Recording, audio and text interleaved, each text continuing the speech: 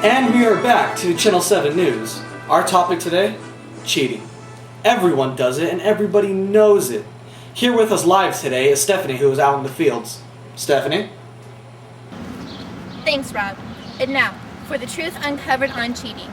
I'm here at a local elementary school where tag and ring around the rosy rule these blacktops. But the truth is, by the time a child has entered the second grade, they have become a fully fledged cheater. I sat down with Eldon Fields, an expert on cheating, to see what he has to say.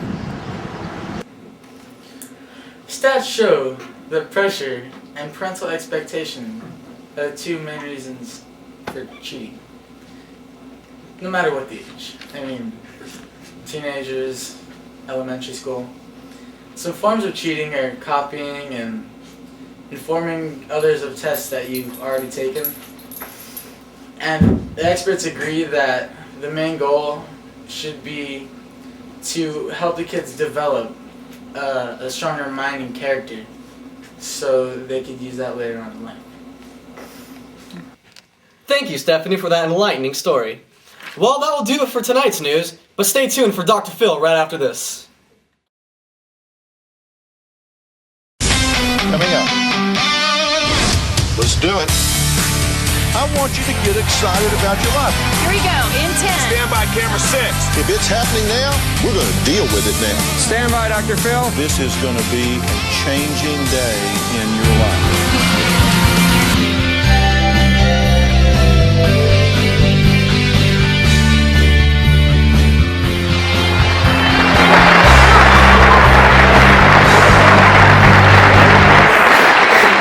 Welcome back to our show.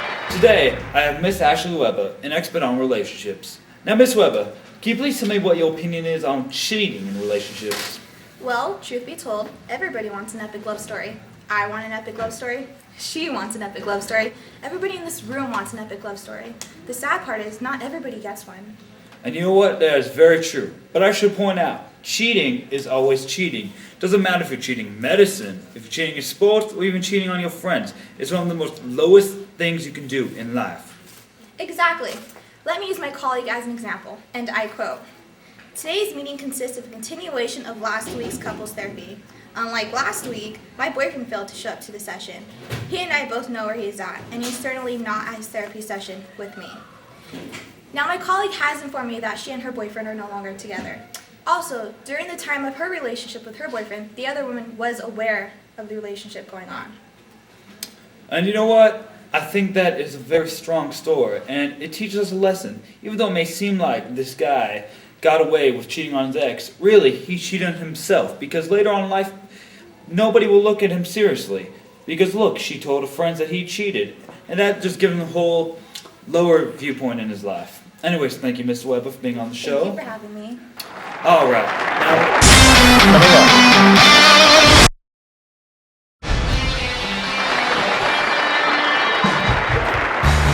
welcome back to the show. We are going to continue our topic on cheating with another expert, Professor Walker right here, who will be discussing more on the subject. Professor Walker? Well, according to Dictionary.com, the definition of cheating is to deceive, influence by fraud. It is an open-ended term that can apply to a lot of things from business to relationships. However, one group of people are being cheated at this moment is students in the public sector of education. Really, Professor Walker, now that's interesting. How does the teachers and the students correlate to cheating, though, in all that topic?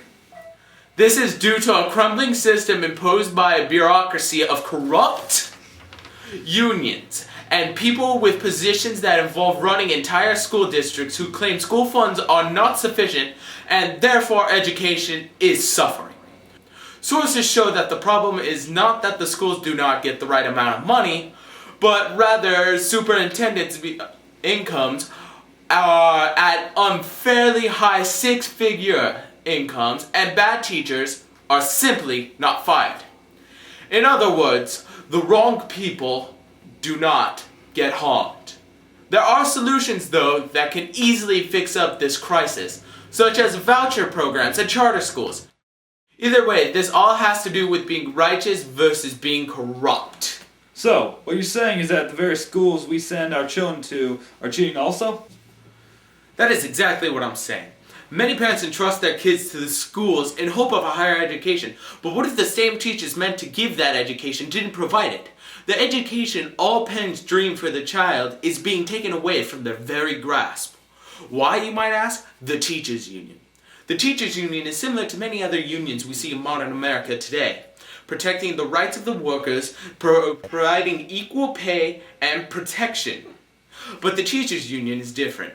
The teachers' union is a corrupt system which does more harm to the education of the children than it does to help, by carelessly spending the money these unions claim not to have, but not firing unqualified teachers who are not properly doing their jobs, and by caring more about their own benefits and protections, to not think about the harm they're causing to the students.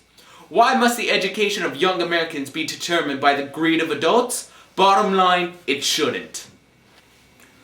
Alright, everybody, that's about the end of our show. And remember, cheating is something you can't get away with in life, but you can choose to avoid. Good night, everybody.